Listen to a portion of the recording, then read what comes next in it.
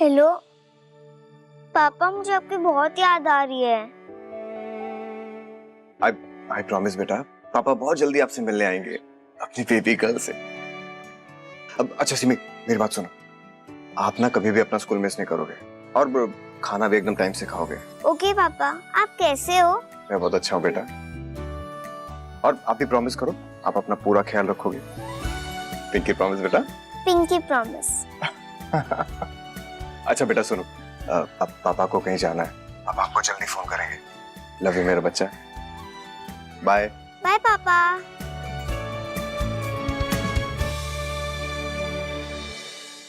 विमला, तैयारी हो गई ना पूरी? रावजी भाई को डिलीवरी देने जाना। हम अपना पहला ऑर्डर डिलीवरी करने जा रहे हैं। पता है, इतनी खुशी मन में समा ही नहीं रही है। देवजी और विधि को फोन कर लूं? अरे अपनी विधु से बात करने के लिए फोन करने की क्या जरूरत है? विधु खुद हाजिर है। विधि, कैसे हो माँ? अरे देखा, नमस्कार नमस्कार। क्या था बेटा? बहुत लंबी उम्र है आप दोनों की, बस आप ही लोगों को याद कर रहे थे। आप लड्डू खाइए, लड्डू खिलाओ। हाँ। आज पहला ऑर्डर मिला बेटा, 100 पैकेट डिलीवर करने हैं। रोज जाएंगे, कम से कम 1 महीने के लिए है। क्या बात है पापा, ये तो बहुत खुशी की बात है। अब आप देखना, ये 100 पैकेट कैसे 1000 पैकेट बनते हैं, देखिएगा। अच्छा, बिल्कुल, माँ के हाथों में तो जादू है। बस अब थोड़ी सी पब्लिसिटी हो जाए तो कमाल हो जाएगा। पब्लिसिटी कहाँ कर पाएंगे देव साहब?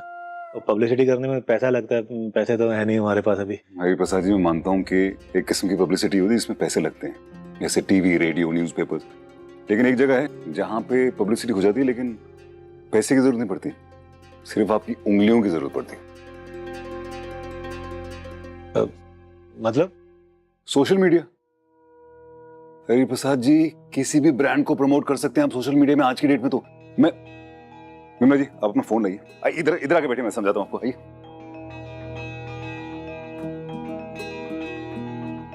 अरे क्या देव साहब, अब इस उम्र में ये कहाँ कर पाएंगे हम? नहीं हो पाएगा हमसे। आप देखिए तो सही। अरे विमला जी, आप तो पहले से ही सोशल मीडिया पे, क्या बात है। जी वो हमारा सत्संग और भजन वाला ग्रुप है ना, तो। और मैं देख रहा हूँ बहुत बड़ा ग्रुप है, बहुत ज्यादा लोग हैं। अच्छा है, मैं आपका अभी एक पेज बना देता हूँ, ठीक है?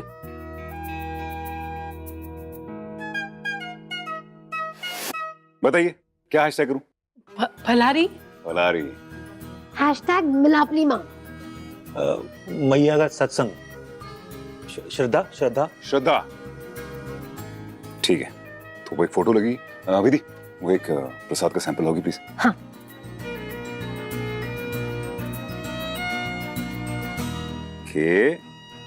ये अभी मैं इसको पोस्ट कर देता हूं आपके पेज पे और देखते हैं क्या होता है।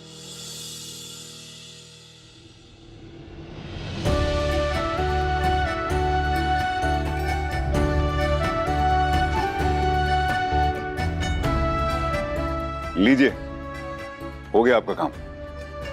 अब हर रोज इस पेज पर लोग आएंगे, देखेंगे और उसमें से कुछ लोग आपके कस्टमर भी बन जाएंगे।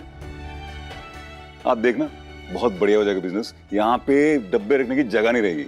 अच्छा, ये कमाल हो गया ये तो। एक बात तो है, आप लोग जब भी आते हो ना तो संकट दूर हो जाता है हमारा। चलिए अब इजाजत लेते हैं। ओके? हाँ माँ, पापा हमें चलना होगा। वो माँ, वो घर पर मम्मी जी और चित्रा इंतजार कर रहे होंगे और बच्चों के खाने का समय भी हो गया। तो और माँ, जब 1000 ऑर्डर्स हो जाए ना तब फोन कर देना।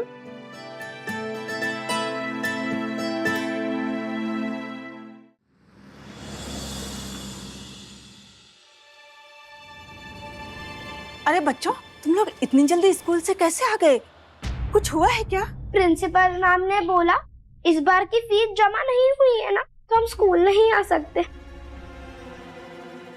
और मैम ने कहा है जब तक फीस जमा नहीं होगी हम एग्जाम में बैठ नहीं सकते। मुझे स्कूल जाकर पढ़ाई करनी है ताकि मैं भी देव सर की तरह बहुत बड़ी कंपनी चला सकूं। हाँ बेटा, इसमें रोने की क्या बात है? हाँ, तू भी देव सर की तरह कंपनी चलाएगा और स्कूल जाएगा। ओके, सब ठीक हो जाएगा। बच्चों, क्यों सर रोते नहीं है? आप लोग ब्रेव बच्चे हो ना। हाँ अरे हमें पता नहीं था, किसी ने बताया नहीं कि आपकी फीस जमा करनी है। अब पता चल गया, जमा कर देंगे, ऐसा रोना नहीं। और ये प्रसाद किसको चाहिए? वेरी गुड, ये लो ये लो ये लो।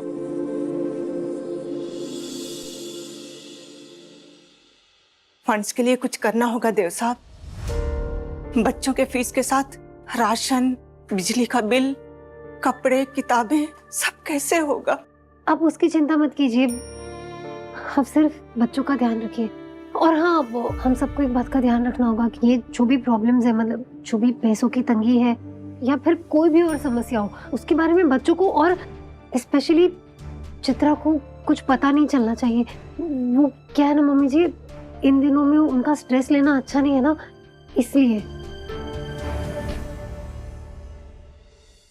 विधि, कभी कभी मैं सोचती हूँ कि तू मेरी बेटी बनकर क्यों नहीं पैदा हुई।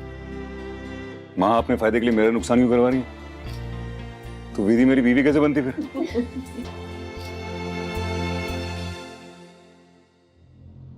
व्हाट?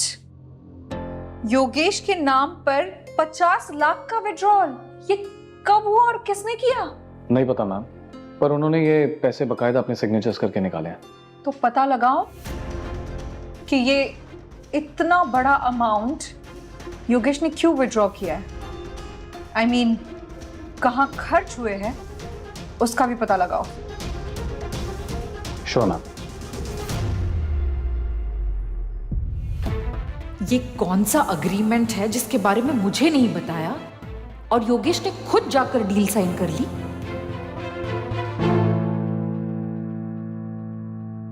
हम बस यही उम्मीद थी। वो दीपा दीदी ने खुद कहा कि जब वो वहां गई थी अंबाजी और योगेश सर से फंड्स की बात करने, तो अंबाजी और योगेश सर ने किसी भी तरीके की मदद करने से साफ इनकार कर दिया। अब ये बात इन मासूम बच्चों के भविष्य की है। मैं अम्बा के पास जाऊंगा। अगर मुझे पैसों के लिए भीख मांगनी पड़े तो मैं भीख मांगूंगा, लेकिन मैं जाऊंगा भाई। नहीं अभिमन्यु भैया, अब ऐसा कुछ भी नहीं करेंगे। देखिए, हर प्रॉब्लम का सलूशन होता है और हम सब मिलकर इस प्रॉब्लम का सलूशन निकालेंगे, लेकिन ऐसे अम्बा के सामने झुक कर नहीं,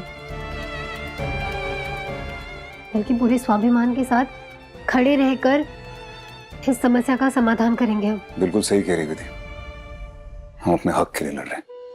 वो जो हक के लिए लड़ता है वो झुक नहीं सकता। डोंट वरी, मैं ऑफिस से कुछ फंड की बात करता हूँ, कुछ लोन की बात करता हूँ, I'm sure कुछ ना कुछ हो जाएगा। बाकी चीजें बाद में देखते हैं, ठीक है? भाई लेकिन खर्चे तो हर महीने के ना हमारे, अगले महीने क्या करेंगे? आगे की टेंशन नहीं है। CSR, मेरा मतलब है कॉर्पोरेट सोशल रिस्पॉन्सिबिलिटी। इस स्कीम की मदद से हम आगे के खर्चों के लिए पैसे रोल कर सकते हैं। ये रिस्पॉन्सिबिलिटी मैं और अभिमन्यु भैया हैंडल कर लेंगे, है ना अभिमन्यु भैया? देखा कैसे विधि ने शांति से सोचा और सोल्यूशन मिल गया। ऐसे करना। हाँ भाई, मैं आप लोगों की मदद कर सकती हूँ। मेरे पास हैं थोड़े पैसे।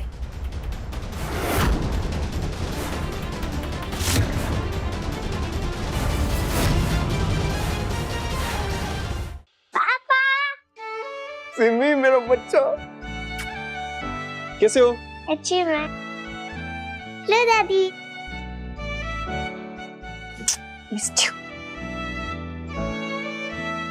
दादी, मैंने आपको बहुत मिस किया। खुश रहो। वाह, इतने सारे बच्चे, क्या मैं खेलने जाऊं? हाँ हाँ बिल्कुल, क्यों नहीं। ये सारे बच्चे आपके फ्रेंड बनने के लिए बहुत एक्साइटेड है। चाहिए चाहिए।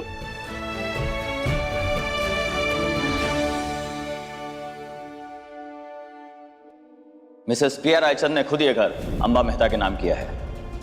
जब तुम्हें डेस्परेटली 50 लाख चाहिए थे, तब तुमने कितने सारे डॉक्यूमेंट्स पर बिना पढ़े साइन कर लिया था।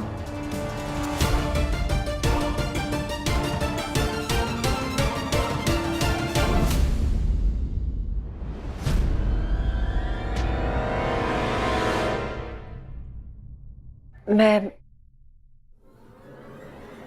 आप लोगों से माफी मांगने आई हूँ। मैं जानती हूँ जाने अनजाने में ही सही, लेकिन मुझसे बहुत बड़ी गलती हो गई।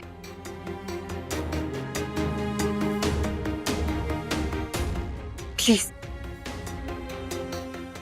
प्लीज हो सके तो मुझे माफ कर दीजिए। जब इंसान को ठोकर लगती है ना, उसे तभी समझ में आता है। और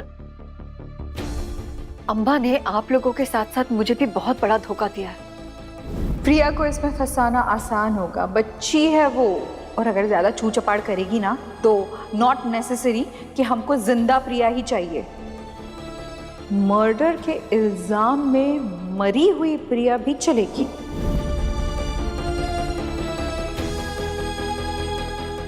मेरा यकीन मानिए, मैं आप लोगों के साथ हूँ। प्रिया, आई एम सॉरी, लेकिन मुझे तो कम से कम तुम पे कोई भरोसा नहीं है।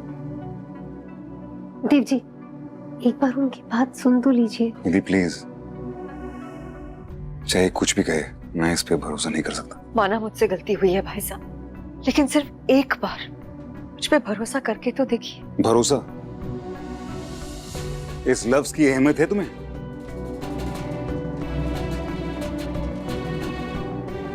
तुम्हारे अंदर हमारे लिए इतनी नफरत भरी पड़ी थी कि तुम अम्बा की जासूस बन गई, जिसकी वजह से हमें अपना घर खोना पड़ा। कहीं ये अम्बा का कोई नया प्लान तो नहीं है और उसी के लिए तुम यहाँ पे इस घर में आई हो? अगर है तो प्लीज जाके उसको बोल देना कि आज के बाद वो हमें कुछ नहीं कर सकती। ओके, प्लीज जाओ। मैं भी क्या बातें कर रहा हूँ, मैं चलता हूँ, मुझे ऑफिस जाना, मुझे काम है।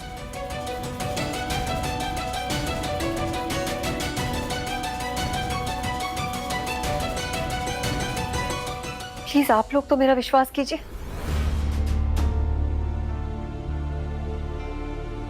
मुझे नहीं पता था कि वो धोखे से मुझसे घर छीन लेगी। आप लोग तो जानते हैं ना कि वो घर मैंने अपनी सिक्योरिटी के लिए अपने नाम कराया था, ना कि अपने परिवार को, आप लोगों को वहां से निकालने के लिए। इनफ प्रिया, जो औरत आज तक कभी अपने पति की नहीं हुई, अपने परिवार की नहीं हुई, यहां तक कि अपनी मासूम बच्चे की नहीं हुई, आज भला किसी की क्या हो सकती है? प्रिया, मुझे तो आज भी वो दिन याद है जब तुम बार बार हमें धमकी देती थी उस घर से निकालने को। ये घर मेरा है। I am the legal owner of this house. मैं चाहूँ ना तो तुम्हें इस घर से बाहर निकाल सकती हूँ और तुम्हारे साथ साथ इनमें से भी किसी को भी, अभी के अभी, समझे? देखिए, मैं जानती हूँ मुझसे गलतियां हुई हैं और उन सारी गलतियों के लिए मैं आपसे हाथ जोड़ के माफी मांगती हूँ। लेकिन आप लोगों के जाने के बाद मुझे आप लोगों की अहमियत पता चल गई। मैं अपने परिवार को दोबारा खोना नहीं चाहती। प्लीज मम्मी जी,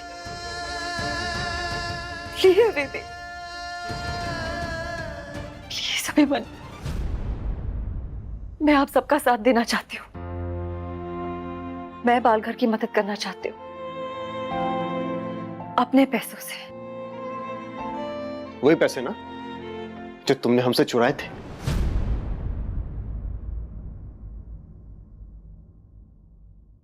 मैं तुम्हें बहुत मिस करती हूँ, और मेरे लिए ना से, लेकिन कम से कम हमारी सिमी के लिए एक बार मुझ पे भरोसा करके देख लो प्लीज। सिमी अपने पापा के बिना वहां बिल्कुल खुश नहीं है।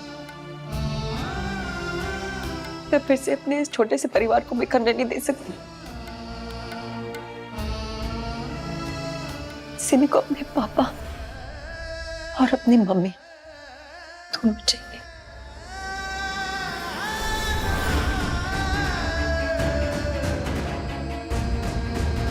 सिमी आज अपनी मम्मी की वजह से ही अपने पापा से दूर है। हटो, रास्ता छोड़ मेरा। अभी प्लीज, अभी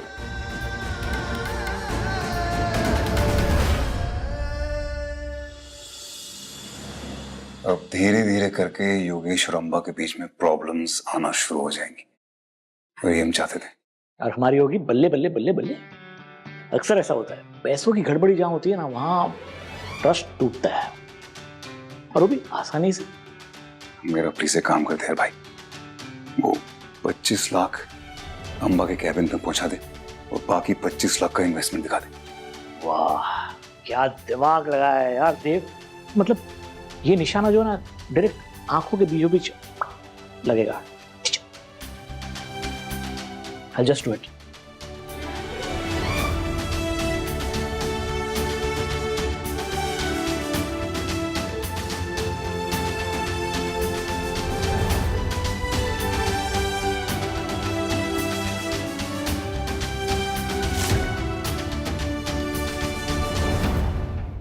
ये योगेश का फोन क्यों नहीं लग रहा? योगेश सर के अकाउंट से जीके ग्रुप ऑफ कंपनीज में 25 लाख की इन्वेस्टमेंट हुई है। ये डील कल ही हुई है, इसलिए इसका रिकॉर्ड नहीं था। मुझे जीके ग्रुप जाना और कौशिक कोई बढ़िया सी डील लाया है। ही नीड्स माय सिग्नेचर्स, तो मैं करके आता हूँ।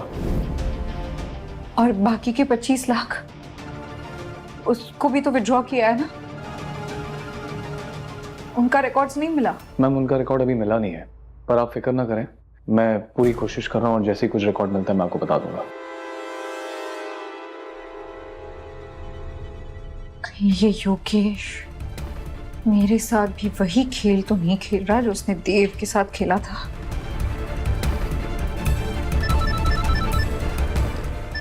योगेश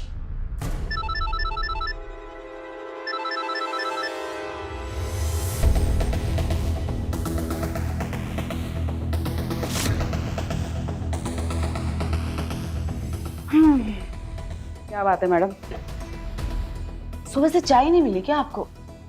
चेहरे पे बड़ी तलखी है। आप अचानक यहाँ कैसे? अब मैम आप कंप्लेन करती रहती थी कि हम जब देखो आपको खाने बुला लेते हैं, वहाँ पे आपको गर्मी लगती है, आपका समय बर्बाद होता है, आपका जो इतना इम्पोर्टेंट बिजनेस है उसका नुकसान होता है। तो मैंने सोचा कि इस बार आपको तकलीफ ना दी जाए, इसलिए मैं खुद ही चली आई दरबार में।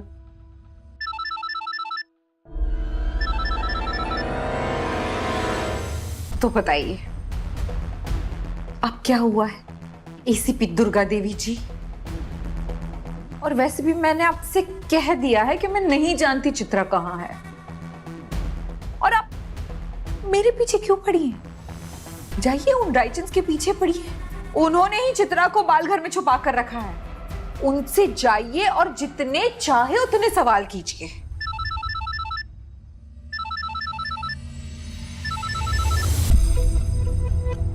आपसे ये किसने कहा कि मैं यहाँ पे चित्रा के बारे में पूछताछ करने आई हूँ? और एक बात समझ में नहीं आती मैम, आप हर बात में ये राइचंस को बीच में क्यों घुसा देती हैं? कोई पुरानी दुश्मनी है क्या आपकी?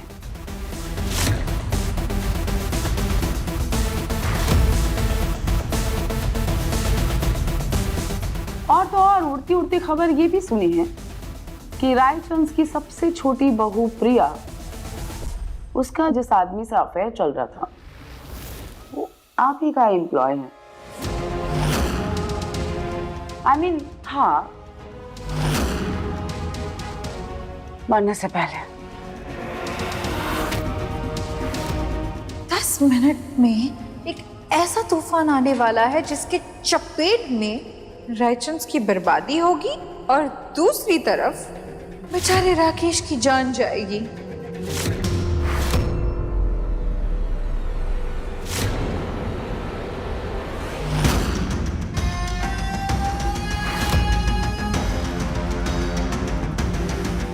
ये कौन सी कहानी सुना रही हैं आप मुझे?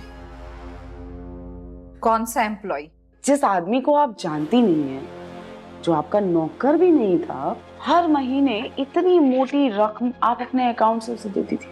आपके बैंक स्टेटमेंट्स तो यही बता रहे हैं मैम, क्रॉस चेक कर सकती हैं। तो अम्मा जी आप बताइए कि इस आदमी का कत्ल किसने और कैसे किया?